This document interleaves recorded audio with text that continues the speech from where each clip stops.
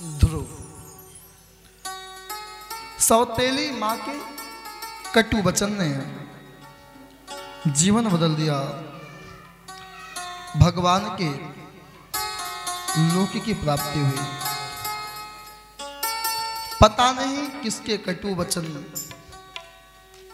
या किसके हाथों के द्वारा हमारा जीवन में मंगल आ जाए। और कल की कथा भगवान ने बताई, आत्मा की शुद्धि के लिए द्वार बनाए, मकान। जैसी गंदगी लगी होगी वैसी ही धुलाई।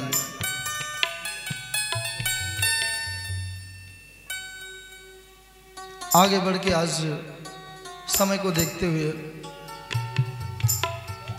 दक्ष के पुत्रों को नारद जी ने महात्मा बना दिया। दक्ष के पुत्र तपस्या करके आ रहे थे, नारद जी मिले। पूछा, एक बात बताओ, दोनों तरफ बहने वाली नदी का नाम जानते हो? बताया, मालूम ही नहीं। अच्छा ये बताओ, वो उस पंछी का नाम बताओ जो सबसे विचित्र भाषा बोलती है।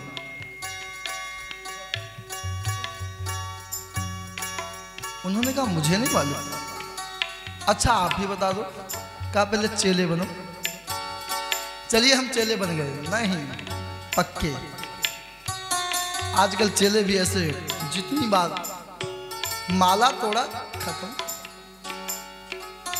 बताया, दोनों तरफ बहने वाली नदी का नाम है माया। स्वर्ग में भी ले जाती है, नरक में भी। सेवा भी करवाती है और परेशान भी करती है। सुख भी देती है, दुख भी देती है। विचित्र भाषा बोलने वाले पंछी का नाम शास्त्र, गीता, रामायण। विचित्र भाषा।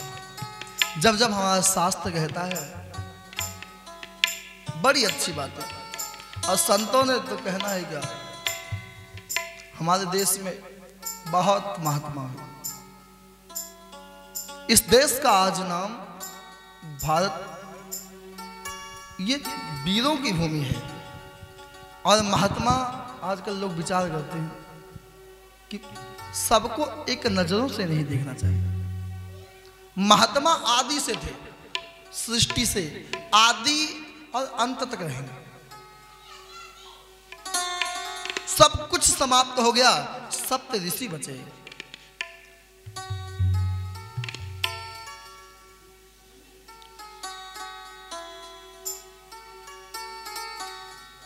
दक्ष को पता लगा कि मेरे बच्चों को बाबा जी बना दिया। नारद जी को खूब गाली दी। अरे दुष्ट, मेरे बच्चों को भिखारी बना दिया। कुछ बोला नहीं। वापस बच्चे हुए, वापस यही बात पूछा, वापस बाबा जी बना दिया। बड़ा गुस्सा आया। नारद को श्राप दिया है, बाबा जा, मैं श्राप देता हूं कि तू कहीं भी रुकेगा नहीं, एक जगह शांति नहीं मिलेगी। किसी ने कहा, ओहो, अरे नारद ज्ञान दिए हो ना, मिल गया फल। नारद जी मुस्कुराए।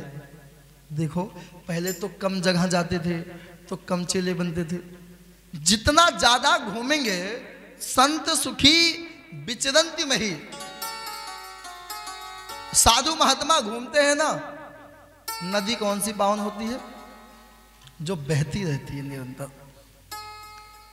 नदी के जल को हम ये नहीं कह सकते पुराना है, क्योंकि निरंतर बहता रहता है। नदी के जल को जितनी बार हम अपने हाथों में लेंगे, उतनी बार न्यू नवीन बार बार हाथों में आता है। तालाब का जल गंदा हो जाता है। एक जगह रहने वाले व्यक्ति के जीवन में कहीं ना कहीं कमी आ जाती है। घूमना चाहिए।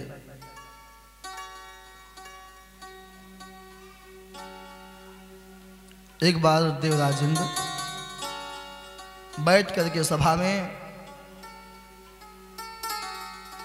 नृत्य गान देख रहे थे, संगीत का आनंद।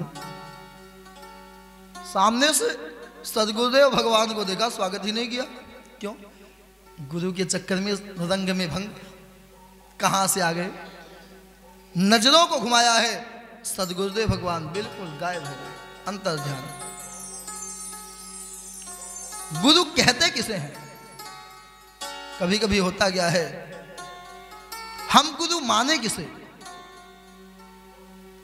जो शिष्य से कभी कुछ भी कामना ना रखता हो, कुछ भी ना मांगे। गुरु जो तत्व है बहुत भारी है।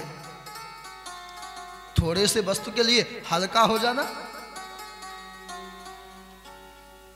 सदगुरुदेव भगवान हमेशा मार्गदर्शन ही देते हैं।